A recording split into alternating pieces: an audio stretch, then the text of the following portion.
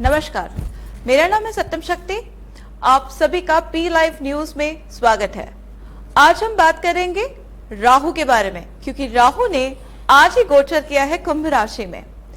अगर हम राहु की बात करें और कलयुग की बात करें तो राहु कलयुग में एक बहुत इंपॉर्टेंट रोल प्ले करता है। और कई लोगों के मन में एक कंफ्यूजन है कि राहु जो है वो लोगों के जीवन में ना केवल सिर्फ ट्रांसफॉर्मेशन आता है बट उनके लाइफ में बहुत पेन लेकर आता है। लेकिन हमें इस बात को समझने की जरूरत है कि एक्चुअल में राहु करता क्या है।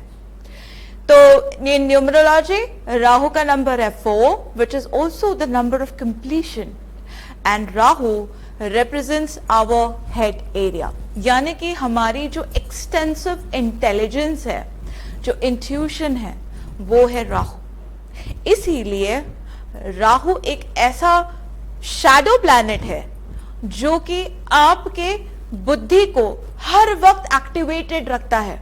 और ये इसीलिए कहा जाता है कि राहु की दशा में आप बहुत एंग्शियस रहते हैं, आप बहुत ज्यादा आपको हो सकता है कि स्ट्रेस भी बहुत ज्यादा रहे, आपको नींद की कमी हो, क्योंकि आपका जो ब्रेन है वो हाइपर एक्टिव रहता है, ओवर एक्टिव रहता है।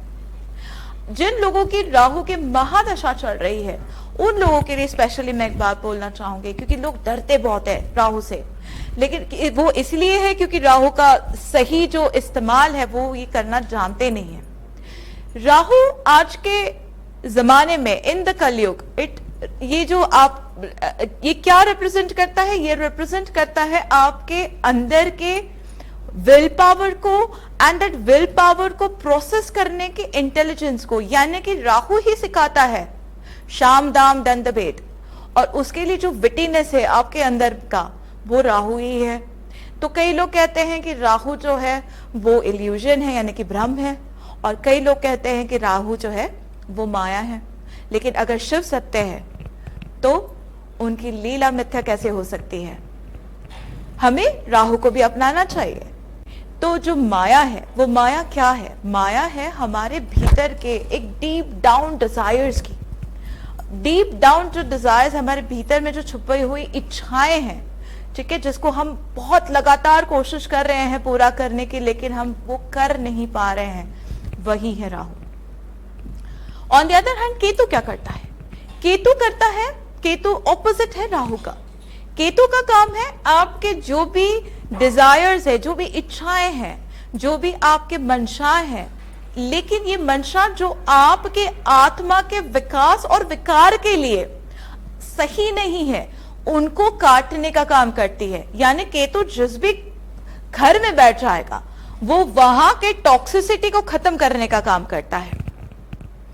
तो अगर हम बात करें इस गोचर की, यानी कि राहु जो कुंभ राशि में अभी गया हुआ है, तो जो ट्रांजिट कर रहा है, इसका क्या मतलब है? हमारा जो शरीर है, हमारा जो बॉडी है वो क्लोज्ड है, बंद है। वो क्यों? क्योंकि हमने साधना नहीं करी है, हमने आत्म मंथन नहीं किया है, और हमारा जो बॉडी है एक घड़े के शेप में है, एक पॉट के रूप में है जिसका लिड बंद है।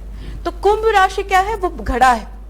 और अगर आप लोगों ने वो कहानी सुनी है समुद्र मंथन की, समुद्र मंथन का मतलब क्या है? समुद्र मंथन का मतलब ही है आत्म मंथन, और आत्म मंथन करने के बाद में क्या निकलता है? अनलिमिटेड पोटेंशियल, यानी आपके भीतर की छुपी हुई वो सारी पॉजिटिव्स एंड नेगेटिव्स का बाहर आना।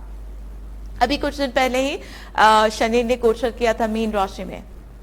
तो मीन राशि का मतलब क्या होता है? मीन राशि का मतलब होता है, अगर आपने मीन राशि के जो सिंबल है उसको देखा है तो वो ऐसे घूम रही है, ठीक है ना, ये ना यांग एनर्जी के रूप में वो घूम रही है। इसका क्या मतलब है कि शिव और शक्ति की जो पावर है वो इस साल बहुत ज्यादा बढ़ी हुई है। और शनि का उसमें गोचर का मतलब होता है ये साल है एक पूरे साइकिल के अंत का साल, यानी कि जो चीजें आपके लाइफ में बहुत सालों से पेंडिंग है वो इस साल खत्म हो जाएगी। आपको वो चीज मिलेगा जो कि आपने कर्म के रूप में किया है, जहां पे भी आपने हार्डवर्क किया है वहां शनि आपको प्राइज देगा। और राहु क्या करेगा?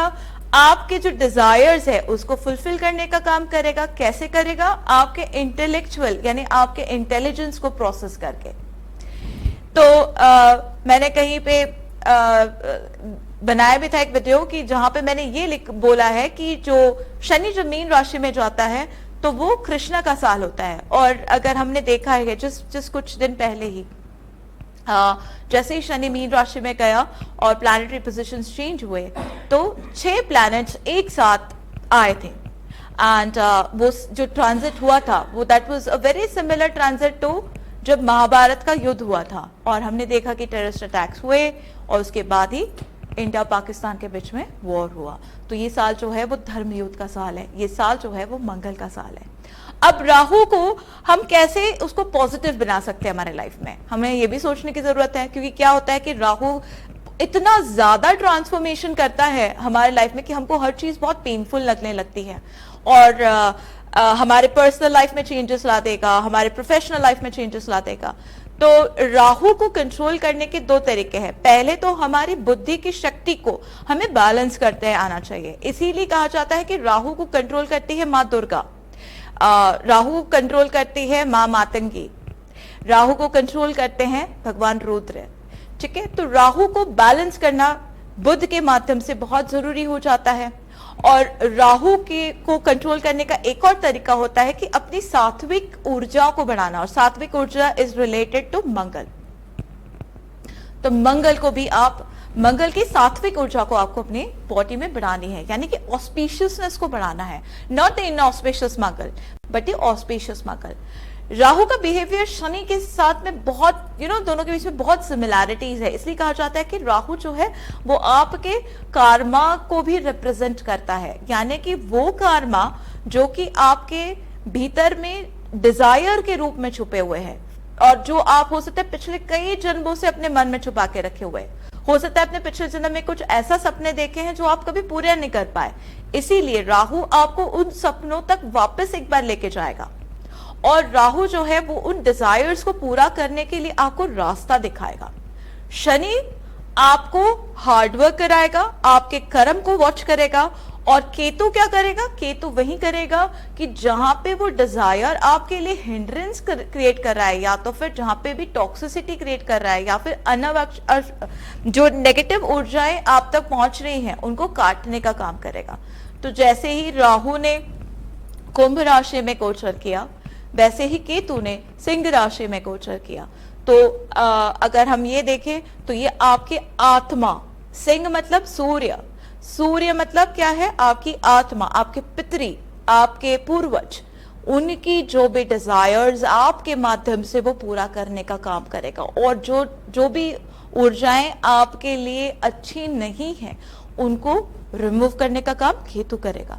तो ये साल जो है, ये साल है आत्म मंथन का साल, ये साल आपके जिंदगी का कंप्लीशन का साल है। ये साल जो है आपको द्वंद्व लड़ना है, युद्ध करना है अपने आप से, अपने भीतर के शत्रु से, ताकि आप जब अब इसके बाद उभरे तो आप एक डिफरेंट पर्सनालिटी बन के बाहर आए। राहु हमारे न केवल डीप डाउन डिजायर्स को रिप्रेजेंट करता है, पर राहु जो है वो हमको नेम एंड फेम भी देता है, क्योंकि Rahu represents the major masses. जब आप अपने आप में इतने प्योर हो जाएंगे, आप अपने पोटेंशियल को इतना ज्यादा उभारेंगे, तो लोग भी आपको रिकॉग्नाइज करना शुरू कर देंगे, क्योंकि राहु आपको वो एक एलिमेंट अपने भीतर में एक्टिवेट करने की शक्ति देता है कि आप लोगों तक पहुंच सके।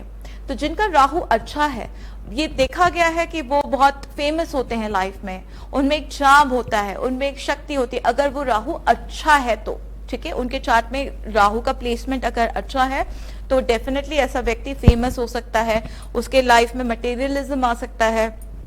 एंड अगर राहु खराब है, अगर राहु बुरा है, तो ऐसे लोग कई बार एडिक्शन की तरफ बढ़ जाते हैं।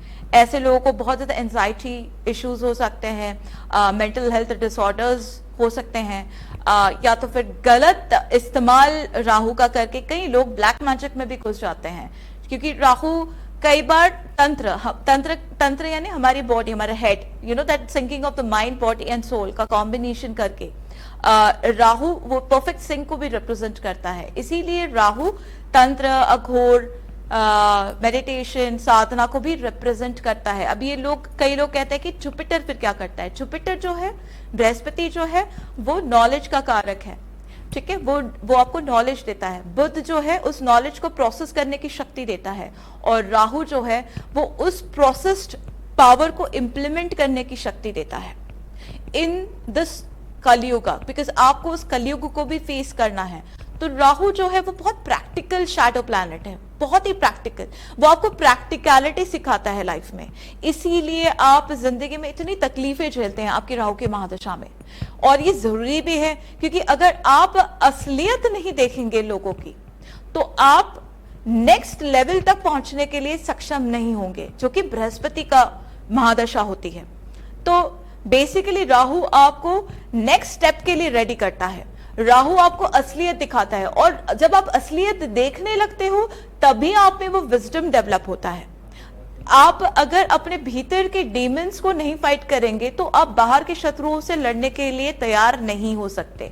तो राहु जो है आपके अंदर की इम्प्योरिटीज को निकाल के फेंकता है और वो आपको प्योर बनाने की तरफ जाता है। लेकिन जब भी हमारे अंदर में बहुत उथल फुथल होता है तो हम बहुत ज्यादा भ्रमित हो जाते हैं, हम थोड़े से टेंशन में आ जाते हैं कि हमारे साथ हो क्या रहा है, क्यों हो रहा है। अचानक से ऐसे चीटर्स मिल रहे हैं, अचानक से कोई हमें धोखा दे के जा रहा है, अचानक से हमारी पर्सनल लाइफ खराब हो गई है, डिवोर्सेस हो रहे हैं, अचानक से एकदम से प्रोफेशन का चेंज हो जाना। ये सारी चीजें राहु करता है। वो इसलिए करता है क्योंकि ये चाहता है कि आप अपने पिछले जन्मों के सारे वो डिजायर्स को कट करो, या तो पूरा करो या कट करो, और आप नेक्स्ट जो आपका एक्चुअल सोल पर्पस है इस बर्थ का, उसको आप पूरा करो। ठीक है, तो अब वापस अगर हम बात करें राहु कुंभ राशि में जो अभी गोचर किया है, वो यही करेगा, वो आपके अंदर की ऊर्जा को उभारेगा और आपके सारे जो रुके हुए काम हैं वो फिर से एक बार चल पड़ेगा। ठीक है, शनि जो है आपके कर्म को दर्शाता है। तो आपने इतने साल जो इतने हार्ड वर्क किए और आप जो थक गए हो, जो आप स्टैग्नेंसी फील कर रहे हो और आपको लग रहा है कि एकदम से आपकी जीवन रुक सी गई है, ये साल जो है आपकी जीवन में ये शायद आखिरी साल है जब आप बहुत ज्यादा मेहनत करोगे। अब इसके बाद आप देखेंगे कि राहु जो है वो आपको वो आपकी जो डिजायर्स है उसको पूरा करने का काम करेगा। ठीक है, इस साल काफी गोचर हुए हैं। अगर हमने देखा तो बृहस्पति ने भी मिथुन राशि में गोचर किया, तो फिर से वही बुध की राशि है मिथुन राशि। तो वहीं अगर हम घुमा फिरा के बात करें तो we are talking about intelligence. तो ये जो साल है, ये संघर्ष करना है आपको इंटेलिजेंटली, विजडम का इस्तेमाल करते हुए, लेकिन अपने मन में ये दृढ़ रखते हुए कि अब आपकी जो सारी इच्छाएं हैं वो राहु जरूर पूरी करेगा। ठीक है, इसी के साथ में